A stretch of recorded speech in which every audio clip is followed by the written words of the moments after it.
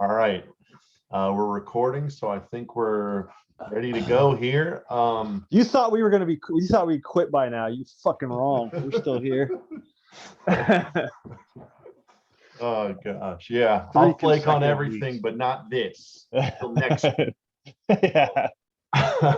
No. So I guess we're back. The Lund Bros, Wax Chronicles, just guys talking about hoops from the, I don't know, from our perspective. Cast. Yeah. That's the new title, The dude. cat. No, it's the whole thing you just said. Yeah, no, Cast. I know. Okay, I thought you were calling it the cast. Word, no. For the most pretentious name ever. Yeah, seriously. We're back. I think it's by numbering. Yet. Say what? That's not on the ringer yet. Never, dude. Never that. I'm gonna keep coming at their necks, dude. I'm just kidding. Dude. They make a lot of good stuff. I'm coming for the fucking head, dude. Chop it off, dude. Bill Simmons, JK, where you at? Love your book. Anyways, let's get on track here. We're just gonna do a quick little, I guess, league roundup, kind of observations from the last week. Again, I think we'd both agree it's pretty early days, hard to draw any like major conclusions, but there's been plenty of surprises thus far in the season. So we'll, and then we got some viewer questions. Viewer mailbag. Yeah, mailbag, as well as a couple questions. And I think Tanner has another icebreaker activity. So I don't know if we want to drop that at the top here or kick it back a little bit after the mailbag, or I guess after the league roundup. I'll leave that up to you since it's your. I don't know how you feel, but maybe we could just do the pass it around the association real quick, because I feel like the majority of this week's topics are related to older basketball and probably won't. Yeah. I think it probably is responsible just to touch on some things that we saw. So you want to start with positives or negatives then that we've seen around the league? Positives. Pelicans won a god game, so against the Grizzlies, dude, suck it. And right now, I just wait, was that BI's first game back? Yeah. Herb Jones is back too, so yeah, he's getting serious minutes, dude. Yeah, he's looking like he's going to be a legit starter, or a legit minute man. Anyway, though, and then we are recording this at time is it? My clock on my computer, 6:24 Mountain Time. 6:24 Mountain Time on Monday, November 15th. Currently, the Pelicans are by 17 on the Wizards at half. Best team in the Eastern Conference. So holy cow. I mean, that 43 win prediction ain't looking too far off at this point. Oh, just wait, dude. If we take this cast a little deeper, dude, you're gonna they'll lose by gonna cut off when they blow the lead in the third. They'll lose by the end of this podcast. You got my word. That was a positive that I saw. It's been one of the darkest months as a Pelicans fan I can remember. But that's a positive for me. Give me a positive you got. Well, I just want to piggyback one thing on the Pelicans thing. There's a lot of times where we sprinkle in like a lot of hyperbole about these teams, players, executives, coaches.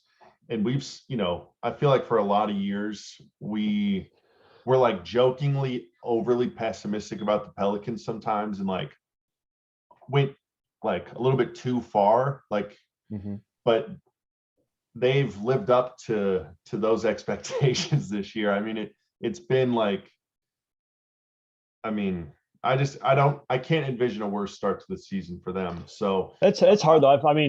I'm sure everybody will come to know who doesn't know me already, stumbles across this, but I'm like I hang out at the polls when it's like, and I'm talking like, oh my God, one win, this is the greatest thing ever. The Pelicans are going to win the title.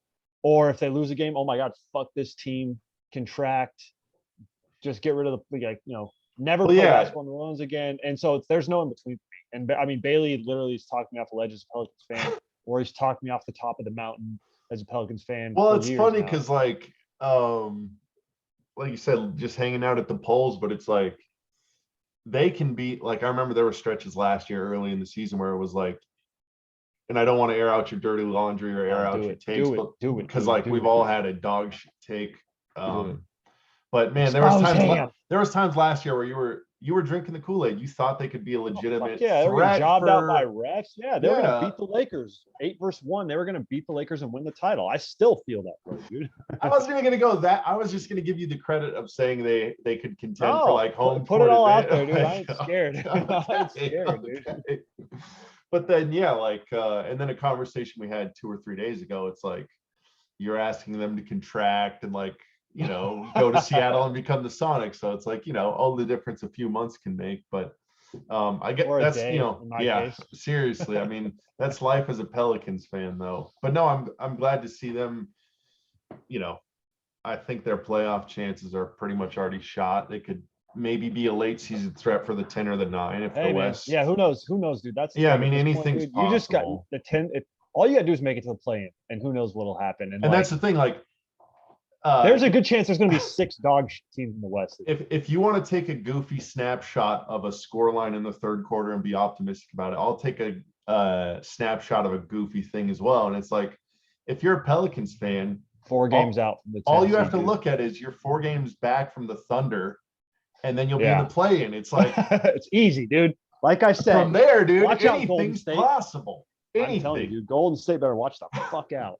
So, but no, that's Zion will be back, dude. Dude, it's over for these clowns, dude. Countdown starts dude. now. They're gonna have to get reinforced courts and rims for Zion, dude.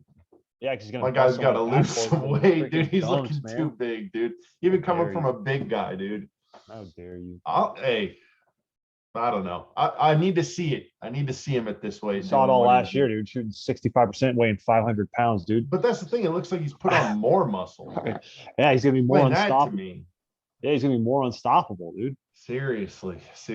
As far as positives go, I firmly believe the Oklahoma City Thunder were going to continue some of the practice they were doing with some of their tanking measures. And I get that, by the end of the season, they will. But just to see some of their young players and what I thought was going to be, not even JV level. Like if NBA teams are considered varsity, the roster they were trotting out opening night, I thought of as like junior high level compared to varsity. Like they got no business being out there, but I mean, they have some impressive wins. A lot of their young players look a step, further along in their development path than I had originally given them credit for. So, right. And then not to mention like they're pretty much future proofed with some of these picks. So, I mean, you'd have to be pretty happy if you're a Thunder fan right now, I think.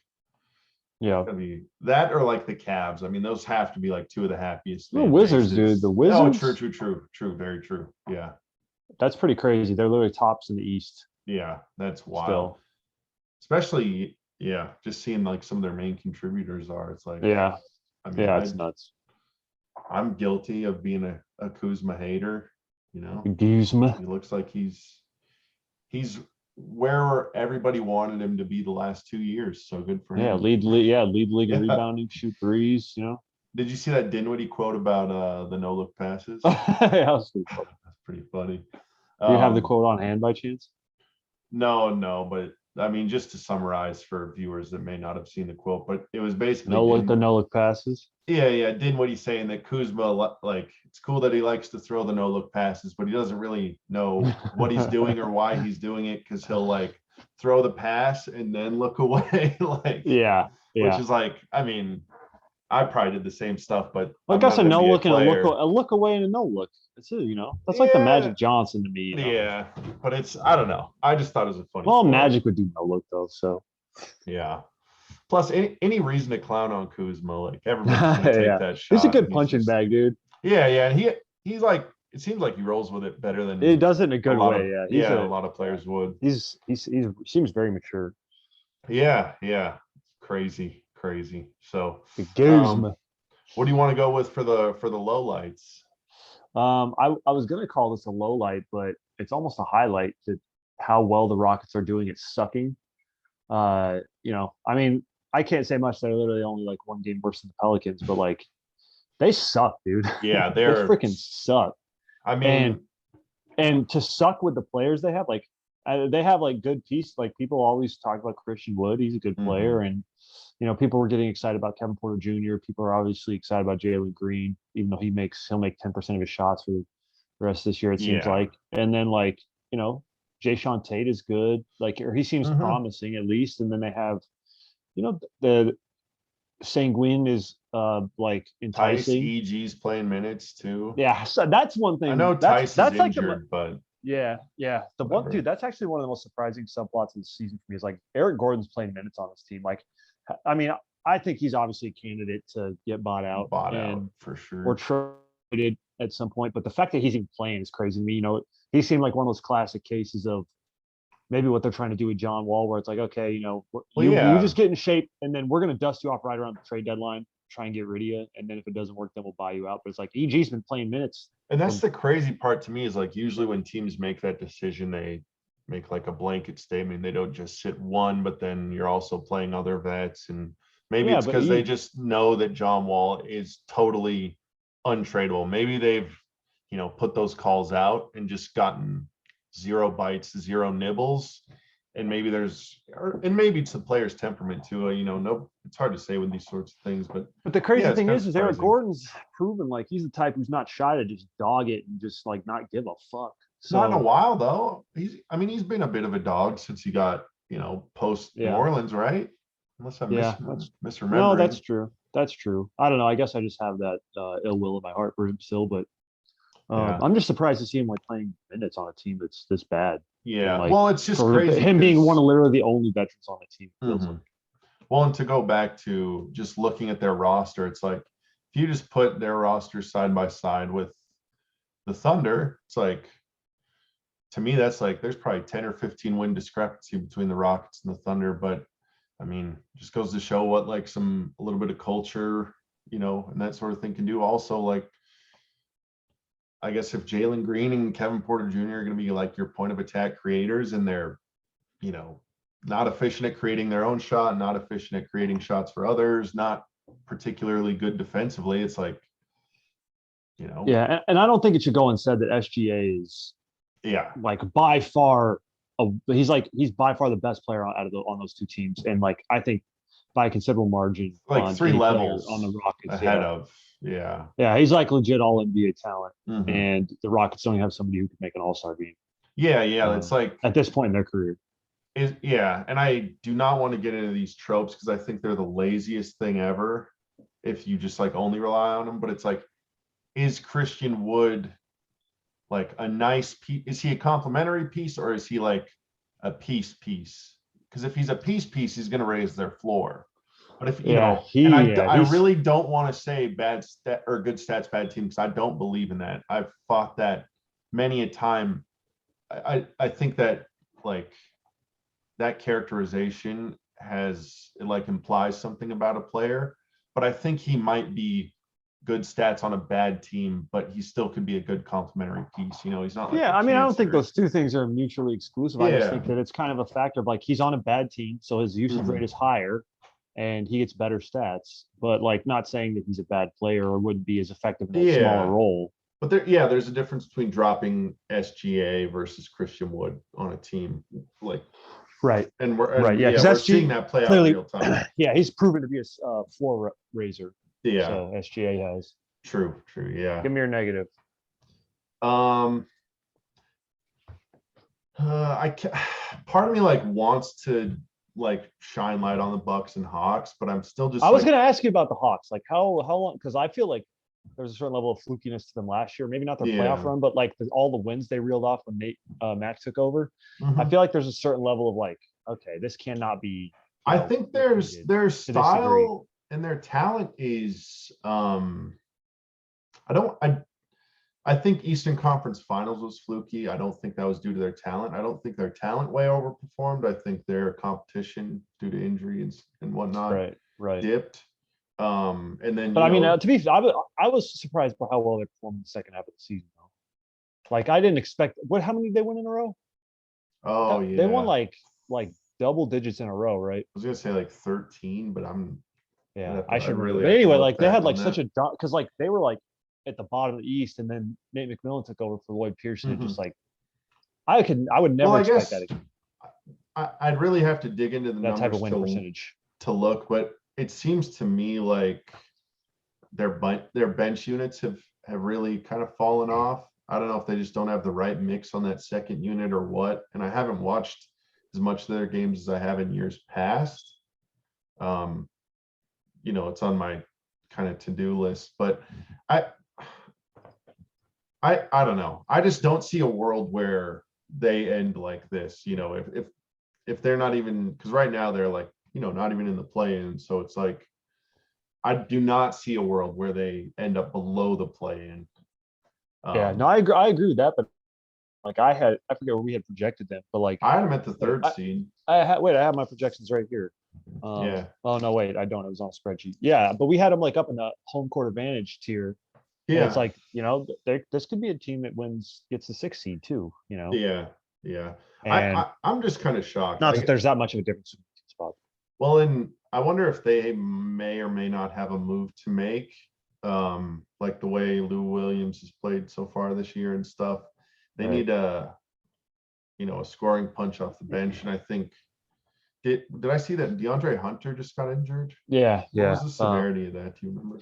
I think it was a while. It was like I read it today. It wasn't insignificant. No, I think it was weeks. He's out for weeks, like already. It's not like a day-to-day thing. Yeah. Forget if he had surgery or not. But. Well, and yeah, I wonder, are they even all the way healthy? I don't think they are.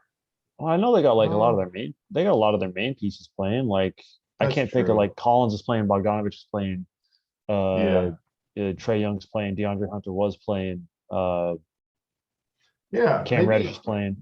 Yeah, I think you're right. I think just that DeAndre Hunter Capella. Yeah, I need to do a deeper dive on them, but I'm not worried about. I mean, they're 3 games below 500. That we could look back in a week and they could be, Pelicans 10 games below 500. You just couple weeks 500. Wouldn't go that far. I wouldn't go that far. A couple of years maybe for them, but yes. No, I mean, I guess that's kind of those would be the 2 teams I would default to as low points, but just from like personal expectations, I have to say you can look at my fantasy basketball team. I drank the Jalen Green, Kevin Porter Jr. Combo Kool-Aid. So, and Arnie Palmer, they've been atrocious on both sides of the ball. So, I whiffed on effing Kevin Porter with I guess we both predicted him for most improved player, but like he's just been like, kind of what we expected, but less volume.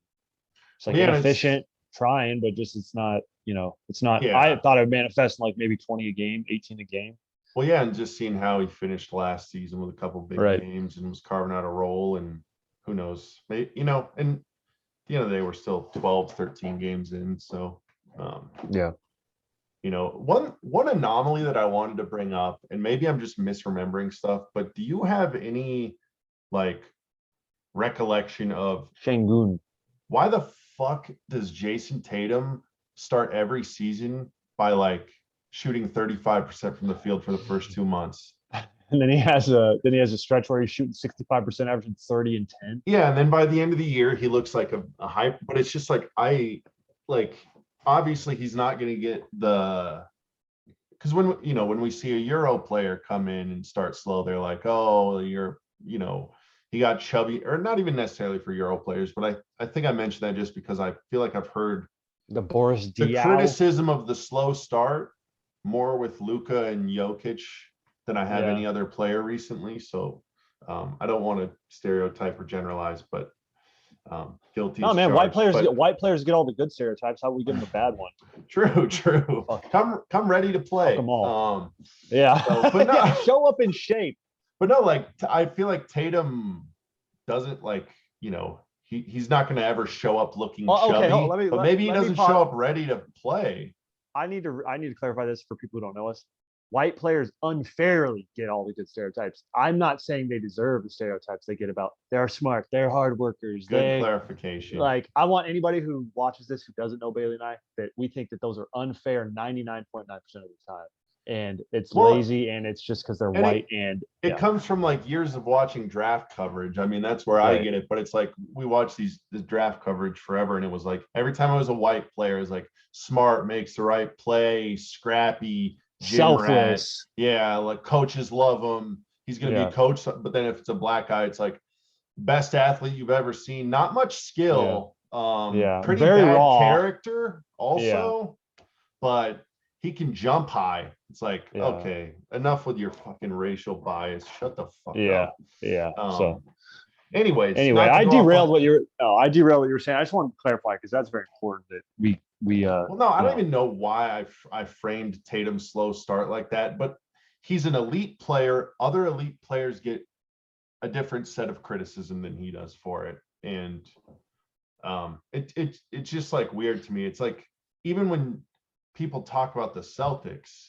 they like even that people fail to mention. Like they'll talk about, oh, the Marcus Smart calling out his teammates, and then like Schroeder yeah, kind of yeah, had some when Schroeder had that big game, yeah. What do you that score, like overtime game. 37, Yeah, and he just 39? destroyed an OT too. He even had some quotes like that. I don't think they made quite the rounds that the Marcus Smart comments did, but it sounded like he was echoing what Marcus Smart said. But it's like they're starting slow, and it's, I mean, I don't know. I just feel like more of the blame should be on Tatum, and it shouldn't be so much of the like everybody wants to put him in this like he's like a top 20 guy or has the potential to be. It's like, okay, like show up ready, carry your team, raise the floor. Like, But it's weird. I almost feel like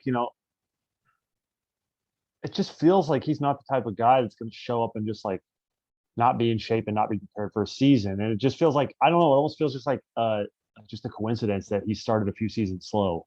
But I yeah. don't know that for a And fact. that's the thing is like I have to look also into it. too, like I could be just like misremembering. I'm actually gonna No, look because at they his said that last year, right? yeah, I'm gonna check his some of his historical splits real quick. I apologize for looking away and No, this is we're whatnot. learning. This is what it's about, Um, dude. should I look at his like pre All-Star? Can you just go by month? If Well, you're on NBA.com, you right, can look like the yeah, right here. If you just look at his career splits, so like pre All-Star break, 44% from the field, 38% from three, 83% from the line, which came to like 55% true shooting, which is right around league average, nothing crazy. But then post All-Star break, field goal percentage goes up from 44 to 47, 3-point percentage goes up from 38 to 42, and then his free throw percentage goes up from 83 to 85. So his true shooting jumps by 35% interesting. It'd be interesting. after. Yeah, and that'd be interesting to see how much that's just a narrative thing. And then if we like looked at somebody who doesn't have a reputation as a slow starter and looked at their like true like Yeah. how significant is like he's been in the league for a handful of years now, and it's like it'd be interesting to look at those on an individual season basis Yeah. because I'm assuming I mean the numbers you just gave me are for his whole career, right? Yeah. And I mean, Yeah, even in the aggregate, it bears out. So aggregate. that leads me to believe that his outlier years are going to look even worse.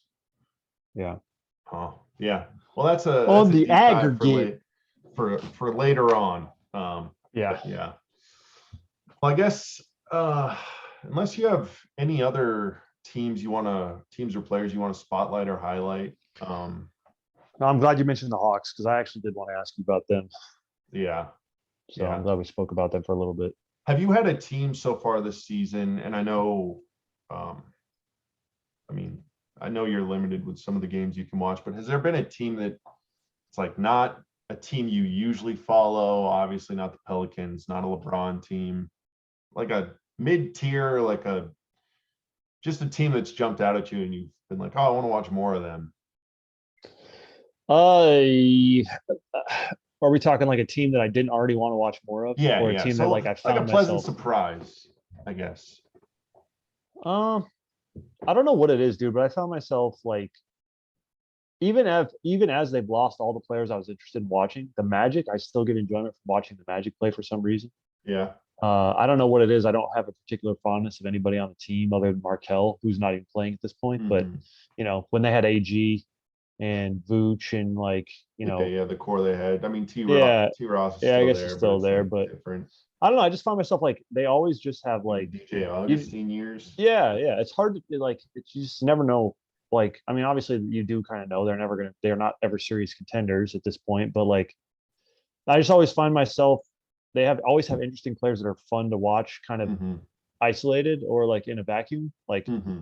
I don't particularly like Cole Anthony, but some of the stuff he's doing and how he plays is just interesting to me. Like, I don't know if you saw him try and hammer that dunk. Like, was it last week? I was like, oh, that was like one of the dunk of the year Crazy, candidates. I was like, who crazy. is this motherfucker? Yeah, crazy. But yeah, I found myself just gravitating Huh. towards the Magic like I always do somehow. So I mean, they obviously have a lot of rookies and young players that I'd like to form more of an opinion on. So it's nice to watch younger players that I don't have as much familiarity with. Yeah, for sure. But yeah, I haven't found, obviously I That's a came to the good season. I was like, choice, though. I want to watch the Grizzlies because Ja. I want to watch the Blazers because Yeah. it's always fun watching Dame. And then you have the Pelicans, Lakers. It's fun watching Jokic. Oh, for Anyway, sure. what? How about you? I gotta go with the Spurs. Das Spurs. I just think even from like the on-court That's product, interesting. I would have say that. really, Yeah. to me that their collection of talent, like what you're talking about with the Magic, I could literally copy and paste that. Like Yeah, that's funny. when I look at the Spurs roster, DeJounte Murray, you know, even Derek White, Lonnie Alana Walker, yeah, Devin Vassell, Keldon Johnson, like Drew Eubanks in this motherfucker. I don't know about that, but Pirtle, I don't mind me some Pirtle though, and he's yeah, it looks like Blake Griffin, and somehow that's more attractive than AG. Okay, fuck off. You're wrong. Admit you're okay, wrong. Jacob Pirtle looks like Blake Griffin, and that's Pirtle. Jacob, dude. Jacob Poeltel. Poltel. I got Shangoon wrong earlier, so I'm just following it up. Sanguine. Between their players, the style that they play, I'm not trying to draw conclusions from early season pace statistics, but I like the pace they play with.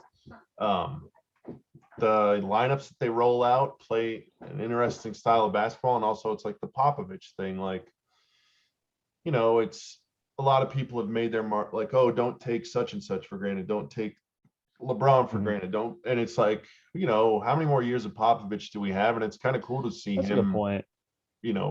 Because if we wind the clock back 10 years, the consensus was like, yeah, when Duncan, Parker, Ginobili are gone, that's when Pop is going to be gone.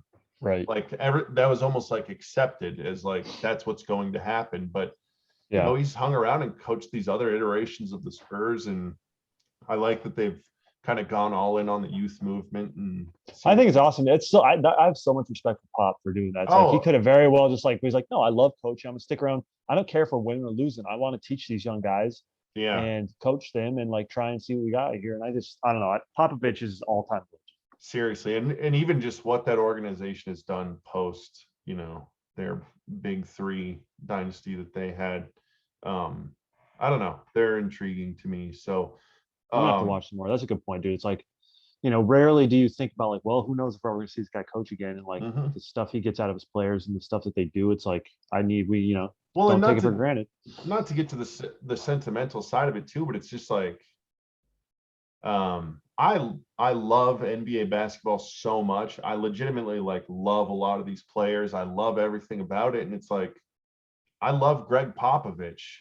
Everyone I love and look up to respects him and speaks so highly of him. So I'm like, I don't want to look back after this season or, however much longer he has and be like, oh, I didn't even like really watch any Spurs games in his last couple of years. I don't want my only memories of him to be tied, to a certain era, to a certain era. So I don't know. Popovich is an all-time legend. I mean, when it's all said and done and we're talking non-players, he's probably going to end up being one of the top 50 most important people in the history of basketball. And that's for real. And I would make a case for a top 20 if we're not counting players.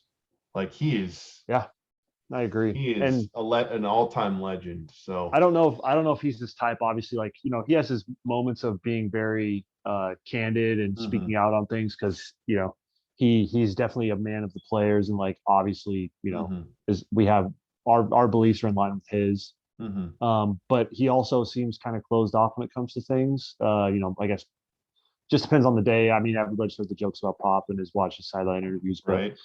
what I was going to say though is I wonder if he'd be the type to write a book after he was done, because, and I know he's got That's the military literally where I background, was so going to maybe go it's like next. G15 classified information. He wouldn't want Yeah. to share a bunch of personal details about his career and stuff, but it's like, if there's, I mean, I've read some Phil Jackson books and they're really enjoyable. It's like, if I could pick one coach to read about, it'd probably be Greg Popovich. Read his, like, I just want to hear like Every war view stories from he Popovich. has about every team he's ever Yeah, coached, his views politics, on his players, Yeah. everything. Like, I love Popovich. I'm glad you brought that up, and it's crazy because that's literally where I wanted to do that and then move on to the next thing we wanted to do. But And that's the thing too. Yeah, and that's the thing too is like you could trust all the work. And that's the thing too is I came to a crossroads because George Carl wrote that book a few years ago, and like you would see some excerpts that were just like crazy, fun, weird stories from his because he's coached a lot of characters between like the Sonics and the Nuggets and the Bucks. For sure. And so I was like wanting to read that, but then like who knows how much of it was just damage control. But then you hear a bunch of the players who there were quotes about, they would come and say, yeah, it's bullshit, like. Well, yeah, and then so it's like George Carl's relationship with NBA players is not great. Yeah, so I was like, a lot of bad blood with a lot of guys. Yeah, so is George Carl trying to sell books? Is like, what's going on here? But it's like, I feel like with a Popovich book, it's like, no, this is literally gospel. I'm taking this as the gospel. And, yeah. I just love Pop. We love Pop. Pop is awesome. I think we have a less than a coin flip, and I would say considerably less than a coin flip chance that we get one with like his, whether it's autobiographical or what. But I pray that we get some book about the Spurs, or preferably Popovich. Dude, there has to be a book about the Spurs somewhere, the dynasty in the years, or like one of the a couple of the seasons or something. Once Popovich retires, I would hope there'd be more than a few. But if Popovich ever got in on one, that would be that's up there for like, if I could just dream up any basketball book, that'd probably be on my like top 5 short list, which should be something we talk about for another time. Write that. I'll write that down. Oh fuck! I don't know where my pin's at. I'll put it in my Excel spreadsheet. Type this shit down. Fantasy. Top fantasy books. Yeah. Good call. It's a good topic. Derail podcast right here. Yeah. We got that uncut raw shit. I should have done it while you were talking. That would have been true. We'll get on that level. But I'm we don't know how to do any of this shit. So that's why we just upload fucking raw audio video. Let's call it out. Let's call it out that we're taking notes. Yeah. Yeah. You guys are seeing the whole process here. Corn syrup and latex. Oh gosh. So yeah, anyways, let's hop on to the next question here. Do you want to go my question or your question first? Let's go mine, just because I feel like there's more meat on the bone for yours. We can just get mine out of the way. Mine's more just of an observation, not really a question. So I came across the 03-04 MVP voting, and I was just looking at it, and I saw something that stuck out to me. And Peja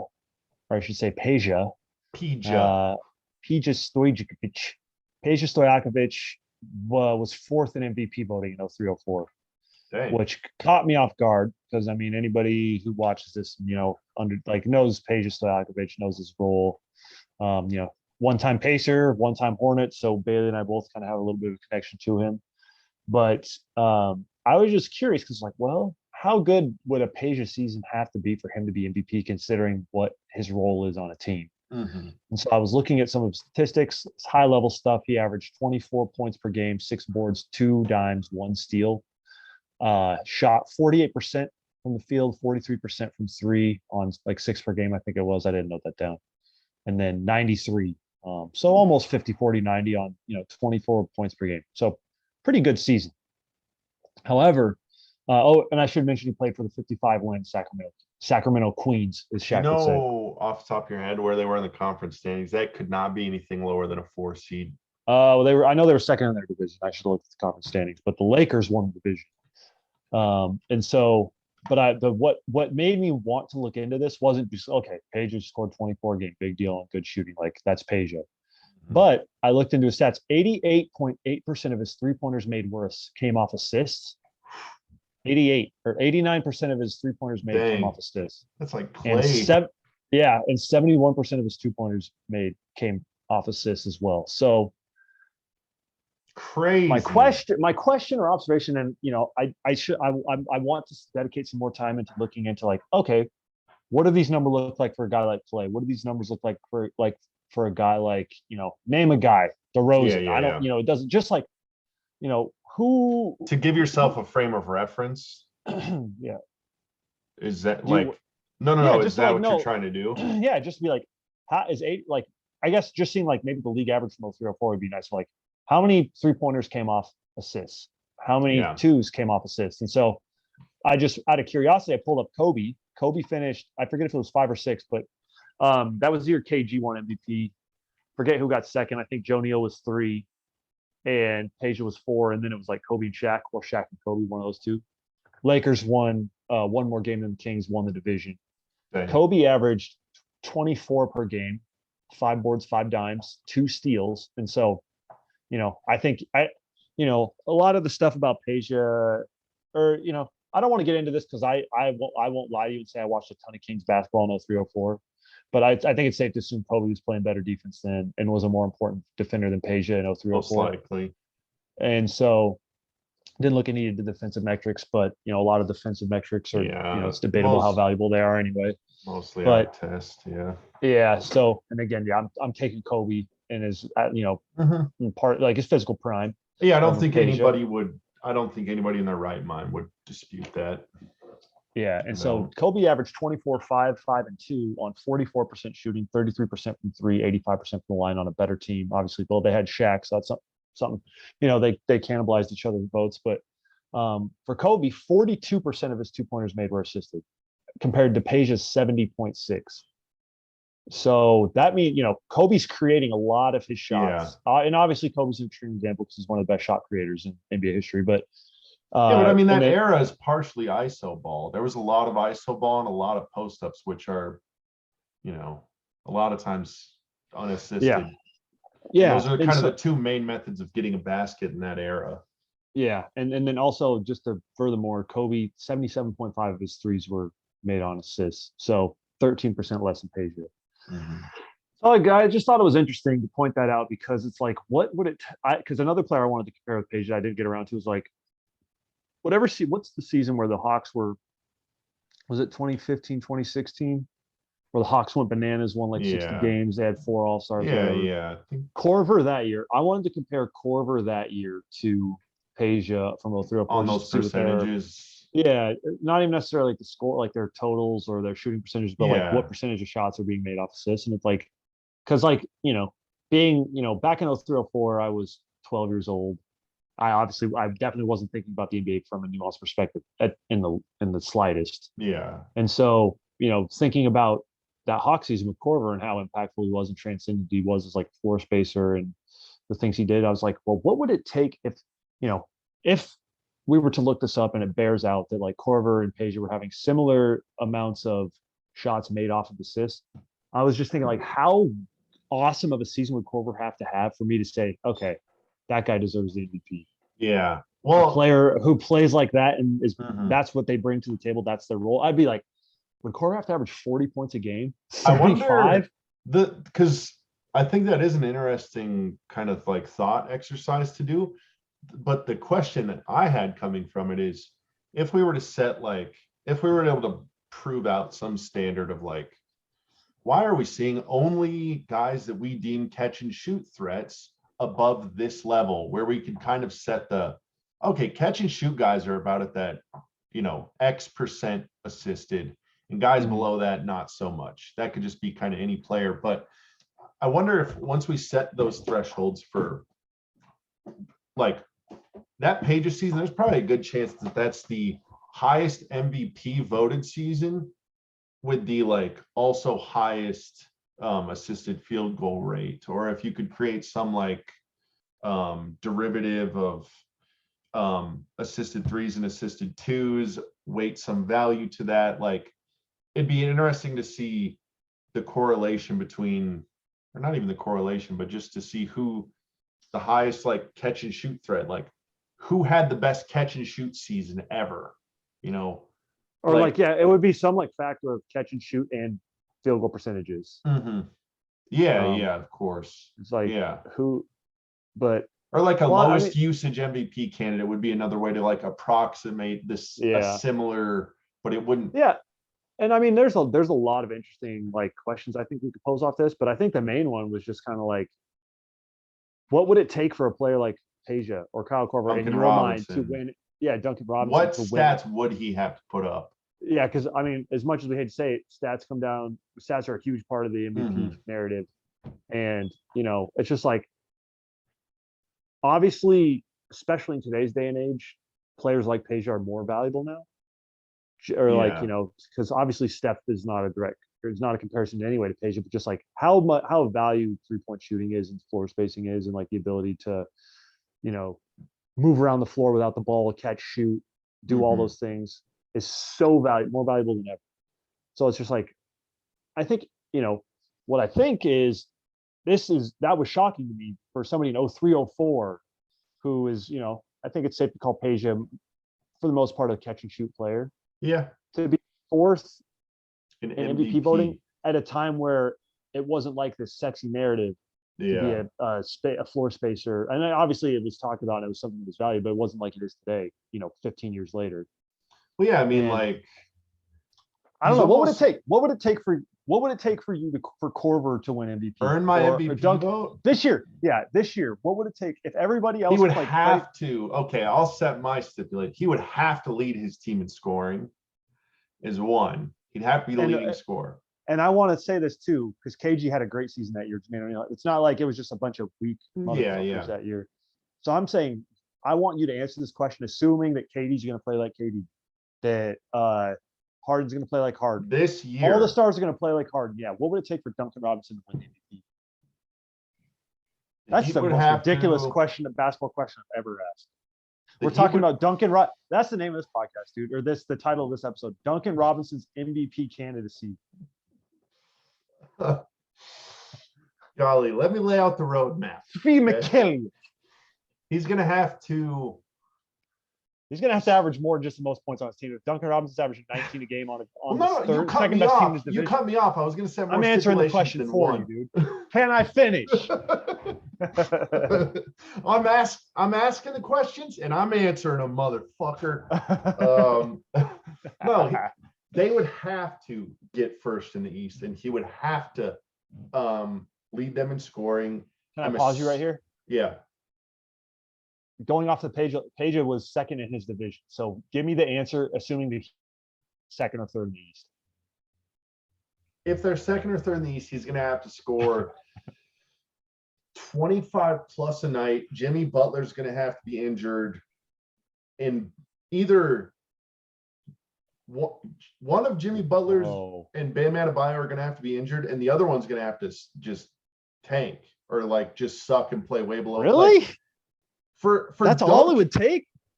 He would. I'm 27 a night. He'd have to be like 50, 40, 90, guaranteed. 27 a night on 50, 40, 90, and you're a 55 plus win team, and that is like just for him to get one third place vote.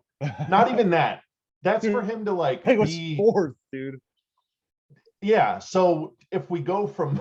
That's for him to be like right. Okay, I see where you're going. Sorry, I cut you off way too early. That's the baseline. That's for like, one third place vote. Yeah, you have to crank that up to like 32 plus a night. Really? I'm thinking 37 or so, dude. Because like you got to think 32 about it, a night is dude. What is Steph gonna average? But this is with everything else I said before.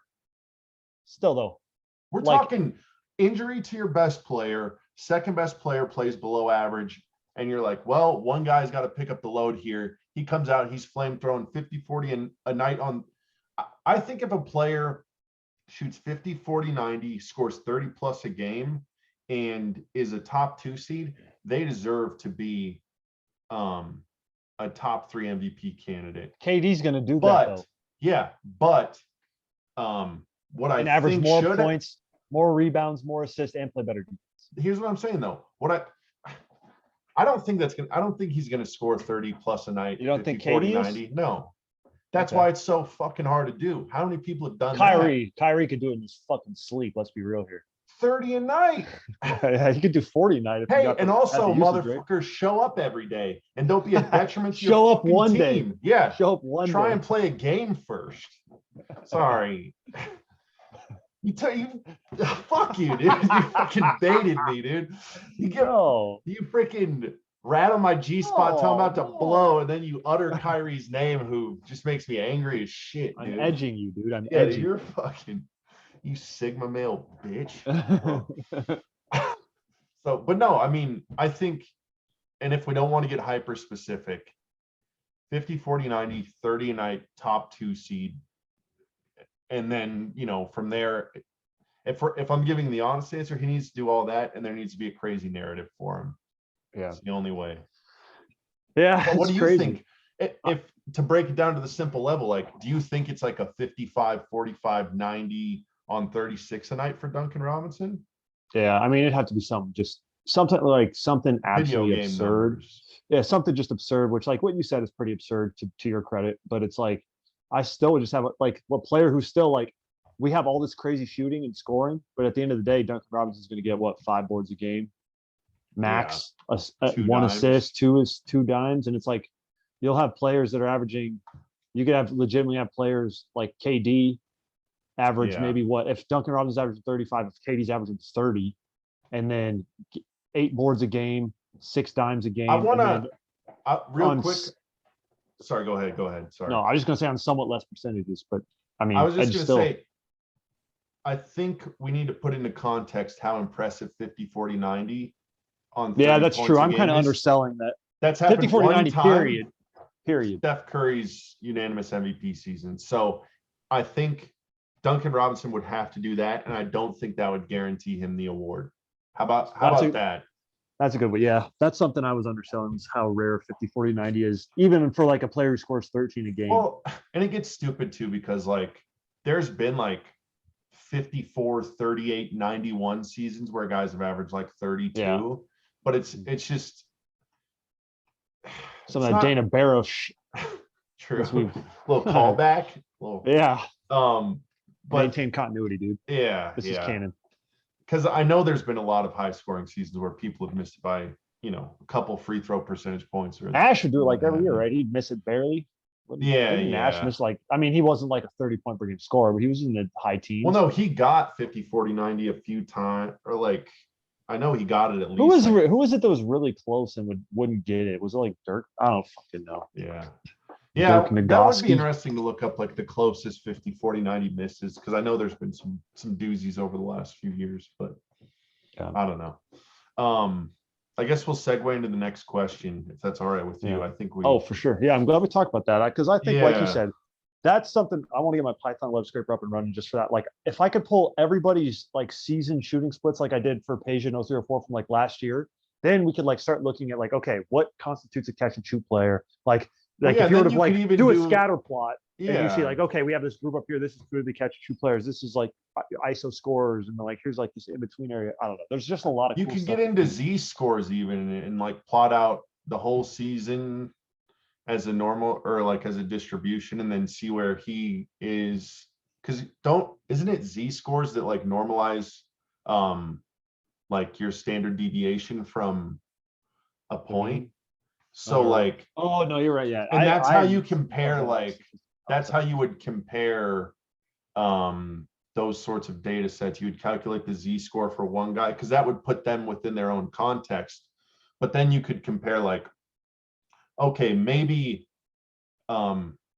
their assisted percentages are actually the same, but maybe that means a different thing in different eras. And that's how you would normalize for that. Because like maybe 90% unassisted in 04 is like 3 standard deviations away. And maybe in this day and age, it's like average. So I don't know. That'd be an interesting like statistical problem to, I don't know, or to find the most catch and shoot player ever, like a Matt Bonner season or something, where it's like 100%. Probably some like Craig Hodges, dude, honestly. Yeah. I could see a motherfucker like that, just like 95%, or like Steve Kerr in Bulls years.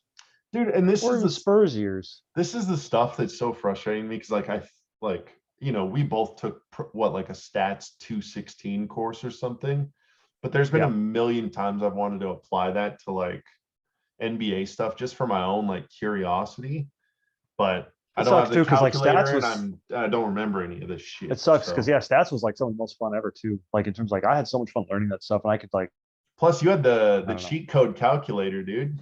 Yeah, Casio baby. Yeah, everybody's like, Sponsor oh, this TI 84 podcast. plus.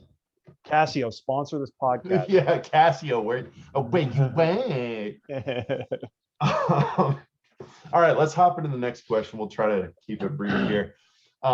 It's a question everybody's asked. I hope we can add a different type of perspective in how we answer the question. But I just had this question to my brother last week, and it was, if aliens really did come down, or if you had to draft one team to win any one game of basketball ever, like who's your five, as we understand how basketball gets played. So I didn't want to put any constraints on how either of us answered this, but I think we kind of had some parallel thought, like I don't want to ever be as specific as like, I want Wilt from his 100-point game, and I want play from that quarter where it went off. yeah. But like, eras of players and things. So I think we answered the question in a similar way. And hopefully our answers will do the speaking for themselves, and we won't really have to go, well, I picked this guy because blah, blah, blah, blah, blah. But Right. anyways, do you want to start like position? Or are we doing starting five? Let's do it. Yeah. Okay. Or wait, did you do 12 or just starting five? No. I just did starting five, and then I was gonna like, oh fuck. I had like other players that I was considering. Let's do starting five and 6 man. Okay. Yeah. And I apologize. I'm gonna have to get out my notepad, but No, it's all good. the first question I want to ask you is, how did you just think like, I want to know your exact thought process when I asked the question, because I guess I'll just let you answer that as opposed to speculating. If I say that, it'll spoil my entire team. So I will. How about this? Once we get through it, once we get through 3 positions, you're like, okay, I see what's going on here, and then we can. You can do it that way. I think that'd be valuable. I just don't want to spoil what I'm going to pick. Yeah. So let me hear your thoughts then. So what I did, obviously, like when the question gets posed, like you almost can't control your thoughts. You're just like, LeBron and then what? Or, like you go to your defaults. But then like, when I brought that question up to you in a text, and then I think I said like, let's not address it. Let's say it for the, podcast, whatever, blah, blah, blah. Then I kind of thought about it for a little bit longer, nothing significant, and kind of how I wanted to build it out was I had player descriptions. Like, this is the type of player I want. And then I was like, well, what's the best player that fits that? I will say there's one exception, because I needed a starting point. So there's one player that was going to be a tent pole regardless. I'm sure every single person who's ever going to watch this video till the end of time could guess who my one tent pole player is. But James Harden. Yeah, obviously, dude. No, dude. After last week, Dana Barros, dude. You kidding me? Yeah, true that, dude. Well, no, even after your last little Asia. I was like, hey, dude. Well, let's go point guards then. I will say, I want to read the player role I described, and you'll be able to guess the player that I pick. But for point guard, I wanted a leader, guy who could set the tone, hard nosed, play defense, get his teammates involved, but could also get his own shot. And he's called the point guard for a reason. I know a lot of people won't ever have him as their greatest point guard in the history of basketball, but he's mine. He does, point guard work. He does every single thing a point guard does better than everybody else in history. So at least, that's my opinion on it. So that was my choice for point guard, and I want to hear yours. I'm glad. I like your kind of overview of like what you're looking for. That's cool. I hate my team. I hate the picks on my team, but point guard Steph Curry. I hate it. I hate everything about that pick. Shout out to Kurt Kaufman. Yeah, fuck you, Kurt. I'm just kidding. Wow, dude. Love you. I'm gonna have to get J-Man in here to give I need to even the odds here. Get a tag team. You think match, I like doing this shit? You picked him. Hey, you picked him, pal. I mean, I don't Well, even need to explain well, Steph. I mean, no, and he's yeah, I can't stand him, but he's too effing good at shooting. He's just too like there is this is like I always root for LeBron, so I've never had the pain and suffering of feeling what it's like to root against LeBron and be like, oh fuck, LeBron's got the ball with a minute left. This is but you over. have felt that with one play. I've yeah, Steph has been the scariest player I've ever rooted against, aside from maybe one other player, and I just hate Yeah, Steph is the scariest player to play, and I hate to say that, but I'm past the point where I can just be so bitter against him. He's just too freaking good, I have and I can't stand him, but he's too good. I got to add something on the back end of that. I give you a hard time, but he was my second choice, and he would have been my first choice if, because the next question I'm going to ask you is what era of Steph, or do you even want to get into that level of Unanimous specificity? MVP Steph, yeah. Okay, that's, I mean, safe assumption. Yeah. Everybody What would pick about that. CP3? Throw me Um, Hornets, baby. no, no. Fuck off. I want Fuck off. him. It matters. I want him at the end of his dude. Clippers run.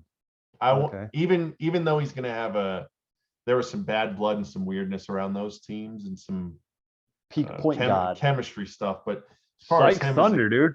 Scored a Thunder CP3. That motherfucker's nice. Y'all motherfuckers nice. It's like, don't cry. Shout out to Godson. Yeah, R.I.P. Fuck. But yeah, I mean, if the tentpole player, if I picked a different era of him, I would have gone the same as you and Steph during the Sky Fugger year. So yeah, which is still, I mean, his whole career at this point. I've turned this corner a long time. I still dislike Steph Curry, but I appreciate him, and I think he's one of the most incredible basketball players ever walked the face of the earth. So I try to keep my pettiness aside, but sometimes sometimes it comes through, dude. Seriously. Let's go with our you go two guard. Klay Thompson. I'm sorry, dude. I hate this. I did too. That's right, MJ. Well, because here was my MJ. So I just want to clarify my thought process, because us both leaving MJ off this, I know I don't need to explain myself to you, but anybody who watches this is going to need some explanation. Ain't even in my rotation. Okay, he's my sixth man, but anyways. Yeah, he's mine too. Yeah, but no, so with Klay, it was like, I mean, just, drafting for fit, dude. We're drafting for fit out here. So, I mean, if your tent poles are going to be CP3 and LeBron, I don't want the ball in an inefficient mid-range guy's hands, whether that's Kobe, whether that's, MJ. Sure, don't want Harden on this team. So, when you start looking at that, like, hard-nosed defense, never needs to touch the ball, always moving. I mean, he's just always a threat. Like, and the fact, like, Ariza. We should have said Ariza, dude. Kent Bays. Yeah, fuck. That motherfucker already out the rotation. Thank God for Taylor Horton Tucker, dude. But no, I mean, Klay might be the most adaptable fit any system in the history of basketball. And the two things he does are two of the most important jobs a player can do. And he did them both at, like, all-time elite level. So, like, when the NBA 75 thing came out and he was left off, he'll be in the NBA 100. He'll be fine. Same with Dwight. Well, and there's going to be a correction to this stuff. There's going to be a correction to this stuff where, like, everybody can understand that when it's all said and done, Klay Thompson is going to go down as one of the top 75 or 50 best players in history. Like, I think that'll be more accepted than this thing. It'll be known as, like, he got snubbed off that, but we all understand that he is, a player of Excalibur. So, Excalibur. So yeah, I mean, a player of that caliber, a player of Excalibur. Yeah, dude, that's how King Arthur, what the dude. Fuck, dude. So King Arthur's my small forward. If we go eras, I'm sure we just pick prime Klay pre-injury, right? Yeah, I mean, any of the 4 years they were in the finals. Yep. So probably from the 73, 9 year as well, honestly. Yeah. Or the year he literally dug them out of the grave in OKC in the Western Conference. 2015, 2016. Literally put the squad on his back while Steph was chewing on his mouth guard, Yeah. lollygagging, Seriously. lollygagging. So you're let me guess your small forward real quick. I have some intuition here. If we're ready to move on, that is. Yeah, yeah. Andre We'll Iguodala? No. Wait, go back. Did you give me your shooting guard archetype? Yeah. I mean, it was Okay, just my bad. doesn't ever need the ball in his hands, Right. Okay. moves Yeah. a You said that. ton off ball, and I Yeah. mean, yeah, the quickest trigger finger in the game is Klay Right. Thompson. Well, other than Steph, but yeah. It That just one's pretty did. straightforward. I will say it felt dirty taking Clay over like Ray or Reggie, but it's just like Clay's just too fucking good, dude. And I mean, Yeah. he brings a defensive level that Ray and Reggie. Well, and I will say, like, I always struggle with these questions because, like, my instant reaction is like, oh, just pick the players that we know. So I'm not doing any weird hypothetical things. But like, if you're to tell me if we raise Ray Allen in the modern era, if Ray Allen's a 16-year-old playing AAU right now, he might end up being a better shooter than Steph Curry.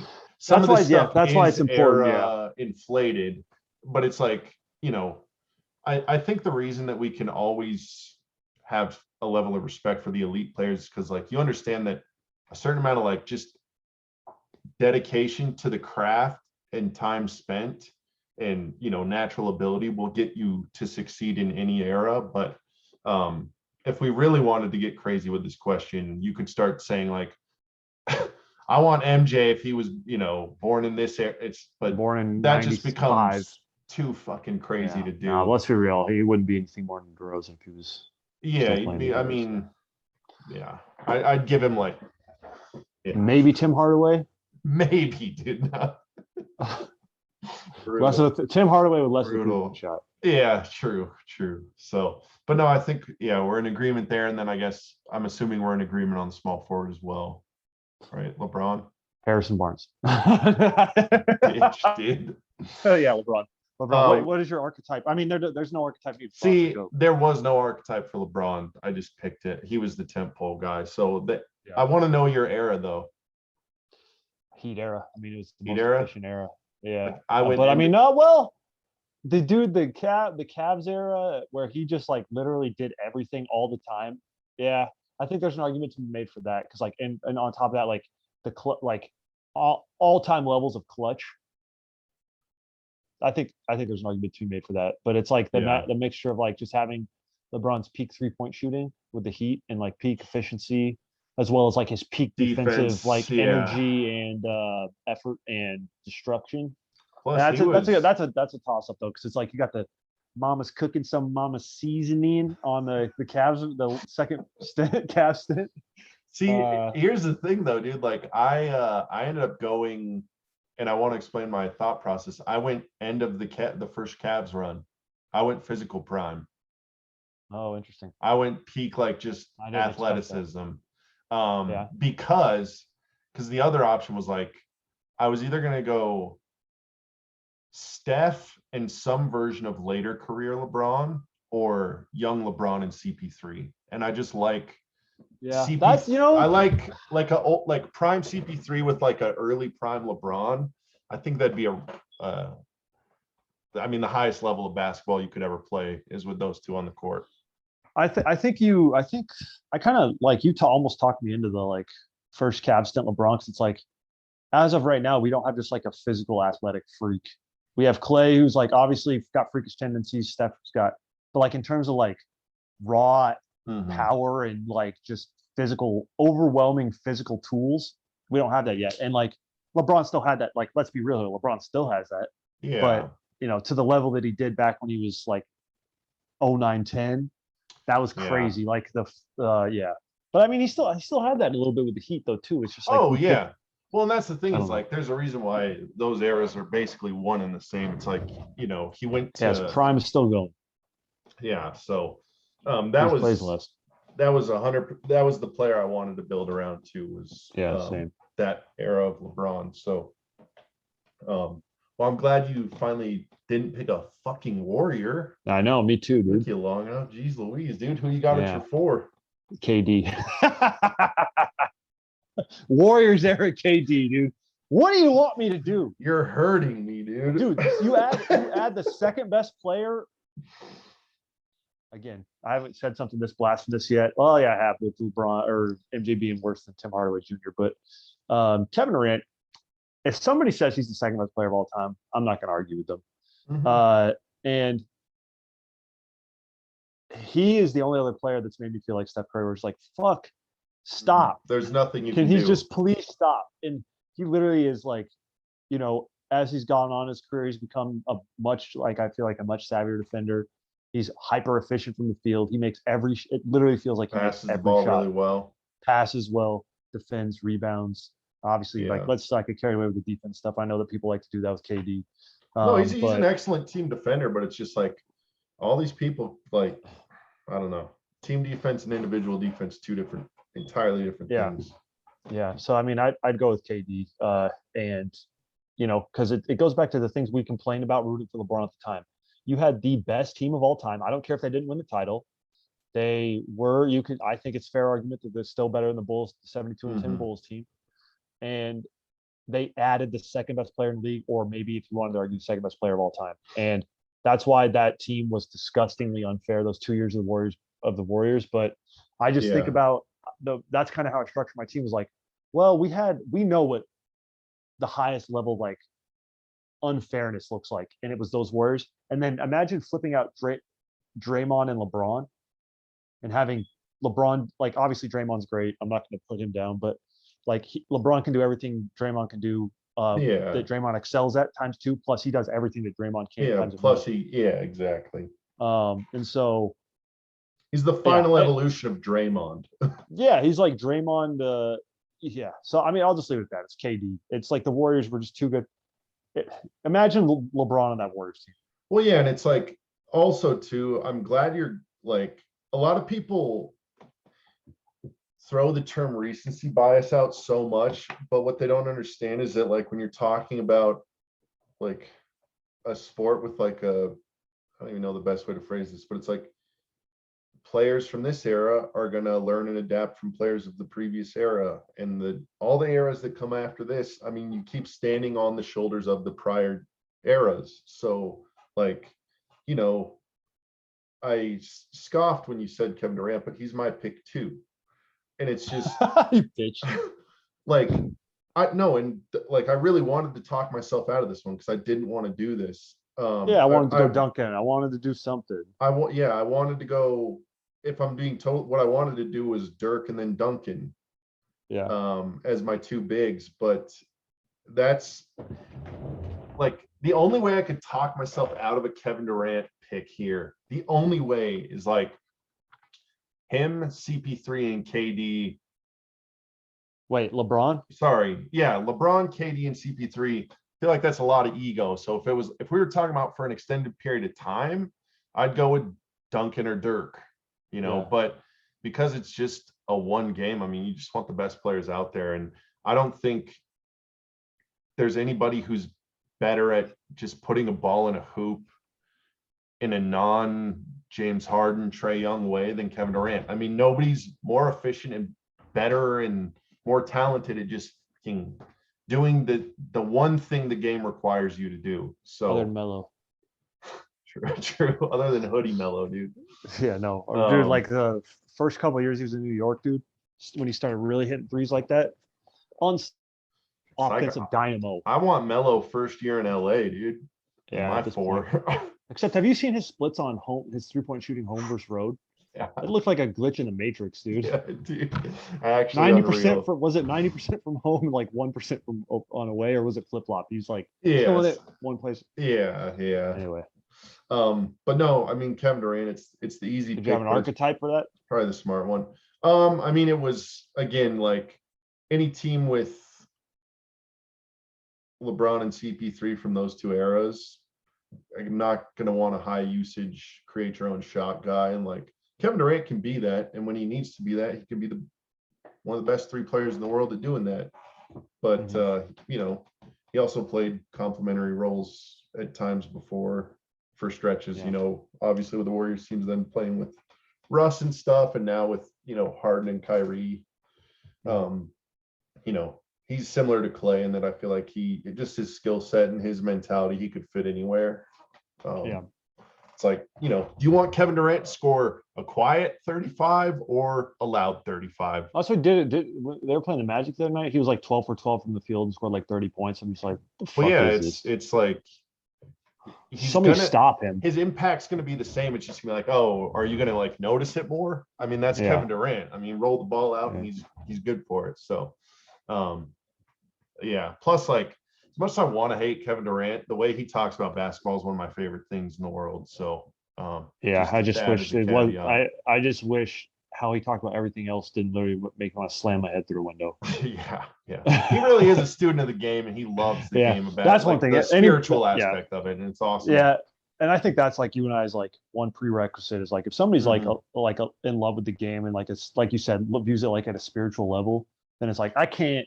No matter how much I fight it, I can't hate you for that. That's why, yeah, I'll never be able to truly hate like Kevin Durant, Kyrie, because I feel like they're maybe two of the most pure basketball lovers that Yeah, play and in the NBA. that's like the hardest thing for me with Kyrie and like all this personal stuff, decisions he's making and selfishness is just like to me he is like the purest basketball player I have ever seen in terms of like he's not dunking, he's not doing crazy, he's not faster than everybody. He just is better at everything and he's just married to getting better in like his skills. Well, and even to, rile up like a younger version of myself, like he's not doing what I used to consider like the cheap way either. It's like you play pickup basketball and you're like, whoever the guy who keeps pulling from 30 feet, I'm gonna fucking clothesline him and like lay him the fuck out. Like, what are you doing? Like, that's not basketball. Yeah. And like, there's been times where obviously I've trashed Steph Curry. I'm like, I don't respect his brand of basketball. I've had to learn. Or Trey or Harden. I mean, I don't respect their brands, but I didn't, I should say. But I still don't, for the record. That was never a doubt with Kyrie. I never ever. It was everything else. I've always just loved and respected his approach to the game. So same. I don't know. Let's get on to the big men, dude. I don't know. There's a rich history of big men in the league. This was the pick I was most curious about. Yeah, this was hard because it's like I felt so. It's like I got a bunch of guys from 20. It's like wow, I'm such a basketball fan. But it's like well. I compare this big man, like I'm looking at Bill Russell, I'm looking at Wilt, I'm looking at Kareem, I'm looking at, all these guys who have an argument for being like, Hakeem. But I'm just like fucking 2000, 2001, 2002, 2003 Shaq. Pretty clear argument that he's the best player that's ever played basketball, if you want to make it. Yeah. And it's like. And let me clarify, I don't think Shaq's the GOAT. That's not my personal. But if you're just looking at most dominant eras in a single player's history, I don't know how you pick against that era of Shaq. Well, yeah, I mean, you look at we've talked about this before, but you look at what he was doing, like everybody, dude. Look at what he did with Mutombo in like the finals against us. Like he's doing stuff that like you shouldn't do against any NBA player, let alone the best defensive players in the league. Just completely eviscerating them and leaving like their remains on the floor. Every single player was at his mercy. There was never a doubt that, I mean, it was truly barbecue chicken. And like, that's one thing, like, comparing eras, I have pretty strong opinions about like how LeBron compares with other small forwards across the years, or how Jordan compares with, shooting guards that came before him, or how like Chris Paul compares with like Stockton. That's one that's the interesting thought process. But the centers are always the toughest one for me because like everybody talks about Wilt. Everybody talks about Kareem, like for good reason. They're obviously legends. They're all-time greats. They deserve to be talked about as all-time greats. But it's like, God, those are the matchups I wish I could see like happen. Like Wilt at his peak versus Shaq at his peak. Like who I don't know who would win that one because like the stuff you hear about Wilt, the stuff you hear about Bill Russell, and the stuff you hear about Kareem. Yeah. But I just from what I've seen and from what I know in terms of like, I don't know, dude, Shaq in his prime was just, I mean, he's Diesel, dude. Yeah, it's funny you went that route because I actually went young Shaq. Magic Shaq? Yeah. I don't want to like try and like, I don't think that's even the best version of Shaq. I don't think that's the best big man ever. But I started to really look at team fit when I got to the big man. And, like I know my team, like Chris Paul at the point guard, like, yeah, he's very, very, very effective in the half court, but like, you can't tell me prime CP3 wouldn't be able to get out and run, like obviously like Lob City and stuff. Like more than happy to do so. So I wanted that version of Shaq more than like the bog it down and throw it in the paint. Just let him. Yeah, tear because it that up. would, because I mean, all the four other guys on the team are all very much can like move around, but Shaq is like, hey, everybody stop moving. I'm gonna stay Yeah. right here on the block. Somebody pass me the ball, and I'm gonna go to work. Plus, like I feel like the young version of Shaq would be able to adapt. He was obviously somewhat of a lob threat. I mean, there's Yeah, a pretty iconic lob in his career. more But like this. I got screen cap that. But Blazers fan. you can't tell me like Wallsers. young Shaq, that physicality, that tenacity, catching lobs, like if we were to try to shoehorn any historic big into the modern game, that like young Shaq would be probably my number one, just because he's a physical specimen. Then probably Wilt, then probably Bill Russell. I think it'd be really cool to see those three players, but Shaq wins out just because. I mean, just look. What do you think about Cap? Like, I don't know. Like, everybody wants to say Kareem's number two. Everybody who's not a LeBron, everybody who dislikes LeBron. Yeah, there's a pretty clear consensus top three, right? Yeah, but it's like, I just feel like it's one game, dude. Like, Kareem's whole thing was longevity, dude, and like. Yeah. Like he was like so awesome. He was like the Hank. It almost feels like he's like. Well, yeah, and his GOAT case is like accomplishments and resume. Yeah. Not to say he wasn't an incredible. Oh God, legendary, all-time greatest player ever, but like his. I just have a hard time. Through that. Where it's the opposite with Shaq. It's like, if you compare their resumes, like Kareem destroys him, but like, you put them both in their prime in a matchup, it's like coin flip. Yeah, and those are the matchups I'll always wish like I could see is like those centers. Sorry, you're kind of breaking up. Ones I have the toughest time like placing together in my mind. Say that again. Sorry, it was breaking up. No, I just said that the centers are I don't know why, but I find that being the position I have the hardest time like ordering like, oh, where does David Robinson fit? Where does Hakeem fit? Where does Pat Ewing fit? It's so sucky because up until 12, 13, 14 years ago, basketball was viewed through that prism of who is my big man, and then you build from there. And then within the maybe not 12 years, but like 15 to 20 years, it's very much flip flopped. It's turned a full. Been ruined. True. Very true.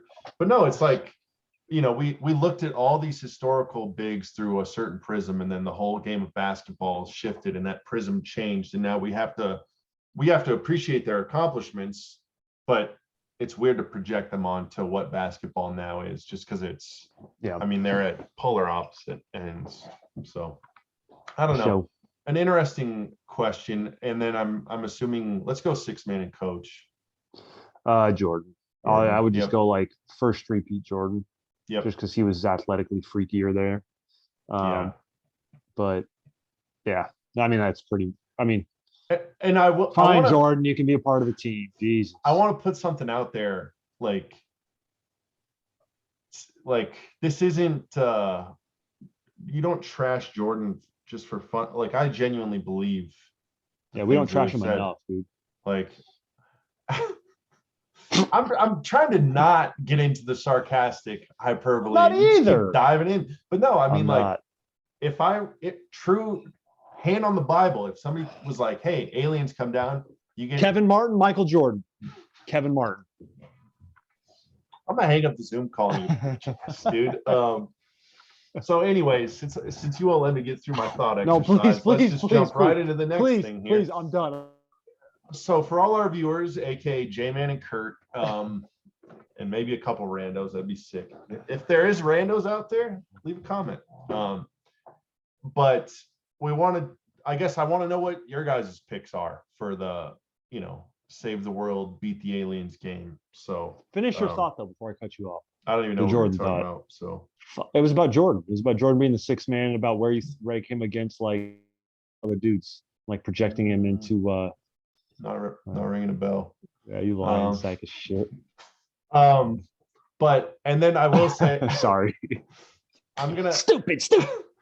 I'm going to leave you with a freaking task for next week. And I know we've kind of already brought it up, or no, you brought it up to me, but let's run this exercise back, but with players who have never made an all-star game. Okay, so do you want to do that? I was thinking there could be two approaches: non-all-stars or non-MVPs. I was thinking about this when I was driving home from work today. I think non-all-star is the better delimiting factor. Or Okay, that works for me. I like that cutoff more because That's gonna be fun. This will be interesting. I mean, I'm sure we'll have a lot of dude. We had literally the same exact team, except I had Steph instead of CP3. Yeah, except you don't know basketball. And we had slightly different eras on. I guess I never even said my era on KD, but like that's just him. You know, you could take. I'd probably go. I would have a. I know he's like his skill level just feels like it keeps increasing, but I just have a post Achilles. Yeah, that's really because that's the thing I was thinking. I was like, this most recent version of him looks like he's just mastered the art of scoring a basketball. Right. You know, not to say he wasn't doing that prior, but man, he's doing some advanced level, like maybe more advanced than anybody in the history of basketball in that respect. Wait, who's your coach then? Who's your coach? And then we could have any coach who's not coached an all-star team too as well. Yeah. So, but for this one, obviously. You mean Nate Bjorkgren? No. He's really gonna, bring the locker together. He's gonna galvanize the side. Give me David Blatt. No. He's a fighter pilot, dude. How many more of these fucking jokes can we make? Wait, who is that? Jimmy Rogers. Give me Jimmy Rogers. Yeah, what about Dick Versace? Oh, yeah, dude. It's like, who would you go with? I want to hear yours first. Well, I mean, it comes down. I feel like there's only a few coaches who are like considered the GOATs. Popovich, Phil Jackson, Red Auerbach, maybe Pat Riley if you want to throw him in there. Which I would push back on Pat Riley a little bit, but almost more so as an executive. Yeah, I ain't fucking putting Steve Kerr in there. That's blasphemy. Am I missing anybody? I mean, like obviously.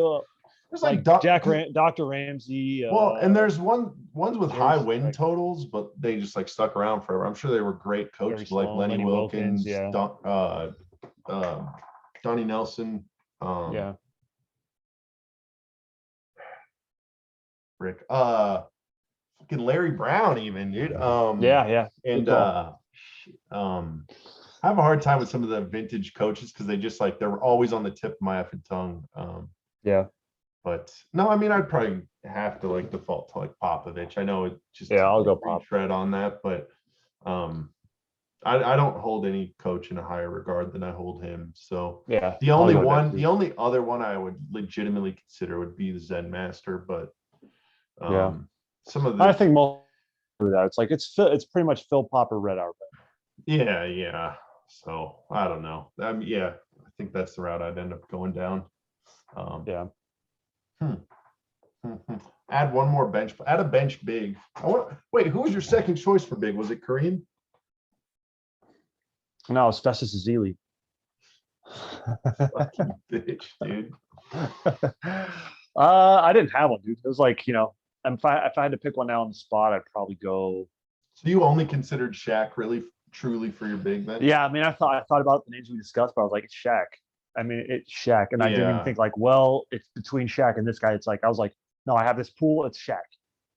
Yeah, but I almost feel like an idiot not just like trying to be sexy and not pick three-peat Shaq because, I think you and I have or at least had the feeling like that era of Shaq may be the most dominant player in the history of basketball. So if anything, he should be the tent pole, and then everything else should be built around him as opposed to LeBron. But that's preference at that point. So anyway, who's your backup big? If I had to choose one or get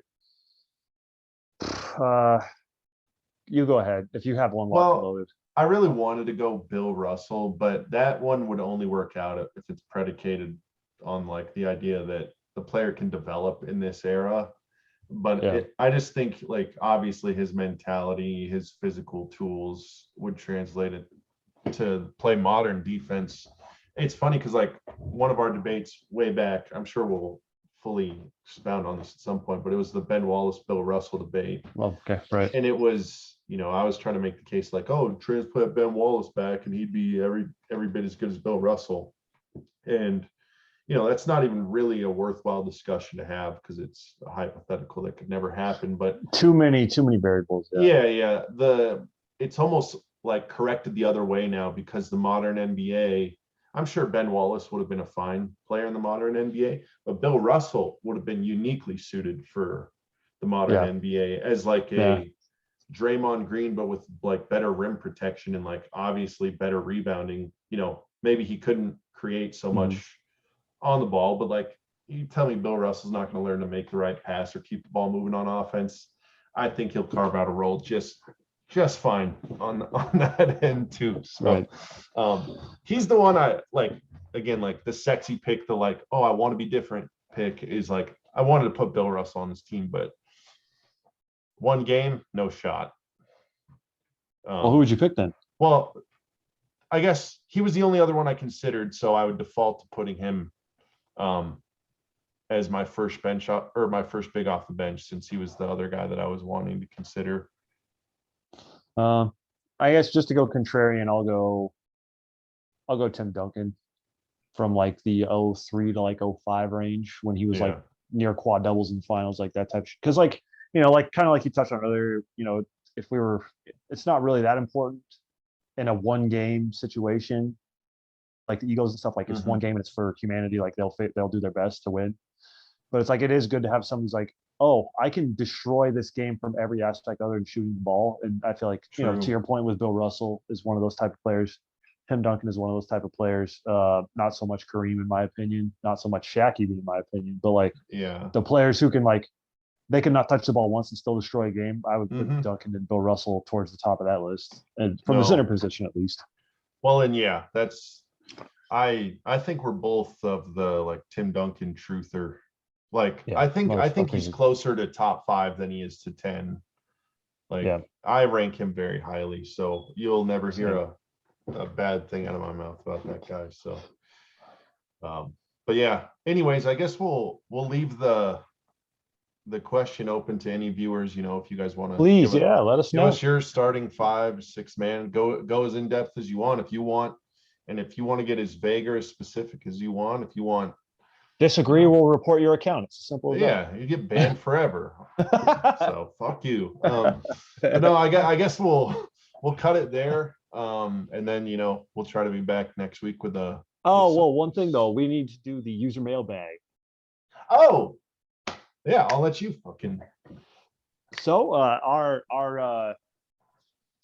good dear friend J-Man, as he's affectionately called on this podcast, and in every other venture in our life, he reached out about Josh Giddey and the impact that he's making on the Oklahoma City Thunder. I know we spoke about the Thunder earlier, and I know you're trying to replicate Josh Giddey's hair, but how's it looking? How's it cooking, dude? How's it dooking, dude? Yeah, how's it looking? How's it dooking? So yeah, let's chat about him. I mean, I will be honest though, I live in Oklahoma, and so with League Pass, I get blacked out of Thunder games. So I have not watched a full Thunder game yet this season. I plan on going to some Thunder games. You know what? Rewind this. I don't live in Oklahoma, but I will make a special trip to Oklahoma to watch Josh Giddey play. Yeah, dude, we need our on the ground reporter, dude. A special live look in, dude. That's what you get with this podcast. I will literally go watch a game in a place I don't live and get back to you with my physical notes.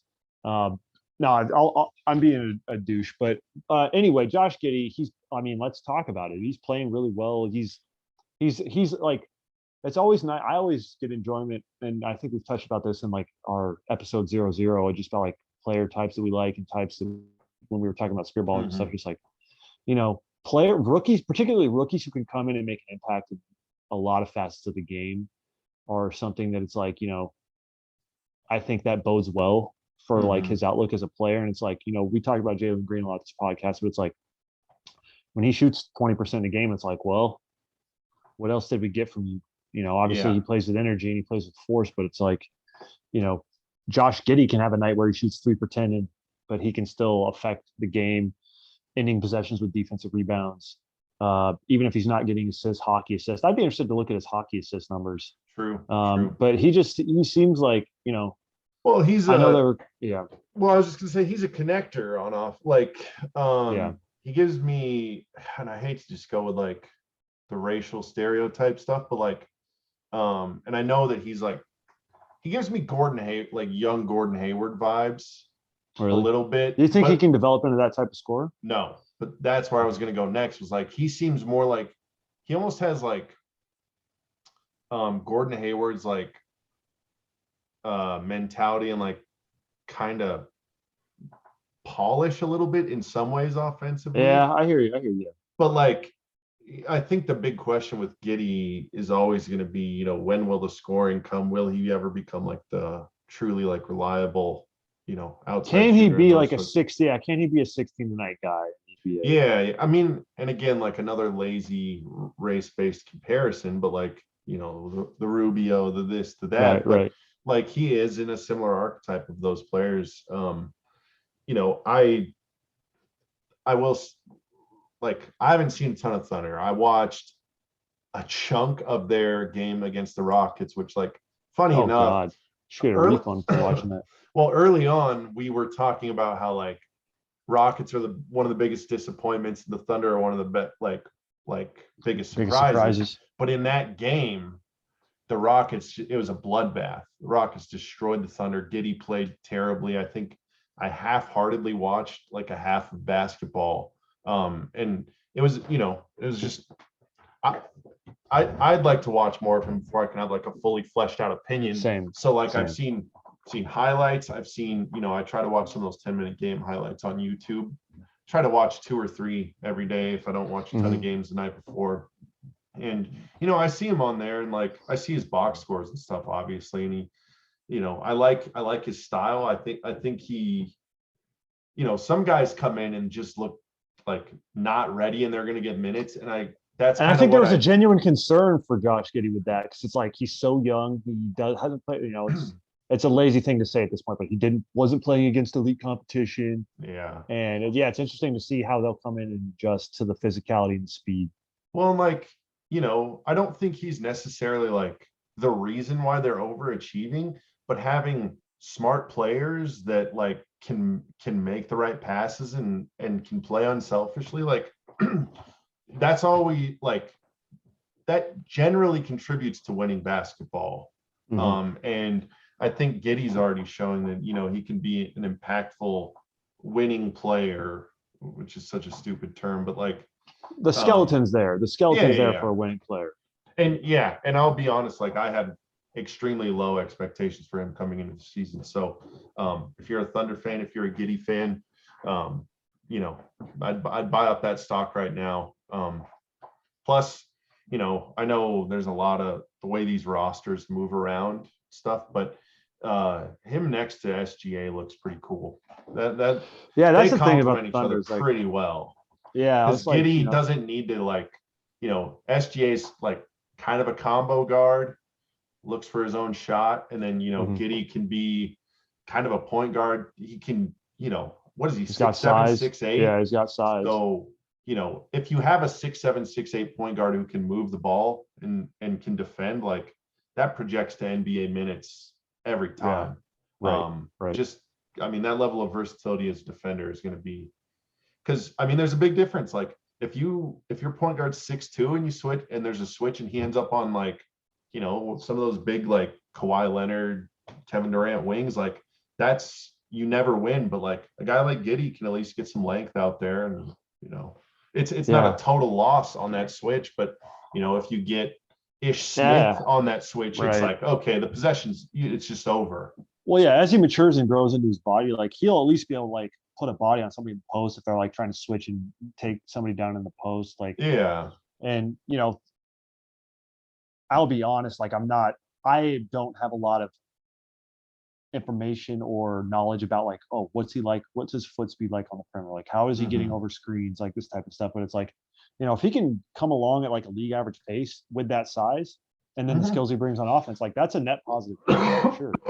Well, and it's just like, I don't know, like you can see some of these smaller. Well, I shouldn't even say smaller. Like he's slight. He's not like a big bulky guy, but like sometimes it takes a little bit of time for those guys to be able to carve out their role defensively. You don't if you're not an NBA ready-made body, like there's times you might be in the right position. You might look bad, but get a couple years of seasoning, a couple NBA off seasons, Dude, you training mean and stuff Mama's like. cooking some of Mama's Mama seasoning? Yeah, I mean I'll say this. Coming into the season, I did not know if this guy would be a hang around for the league in the league for years, carving out roles. Oh, on jury's still out teams. on that. Who knows? Who knows? Yeah, but I would before I had no clue. Now I would err more on the side of like he Yeah, looks if I had like to he bet could carve money, out a role. Is he he'll going to be be here an for 10 all-star years. level player? I'll let the people who predict that stuff predict that, but he looks like a solid NBA player. Yeah, for sure. So, It'll be interesting to see, though. yeah, thanks for the question, J-Man. Thank you, J-Man. Yeah, let us know in the comments how you feel. If your opinion of him is at odds with us, or if you're, if you think we're too harsh on the guy or what. But we appreciate the question. I look forward to more. So yes. So, all right, dudes. I think we went a little long on this one, but always good conversation. It's good chatting with you, bro. You as well. Guess we'll sign off until next week. Latro, dudes.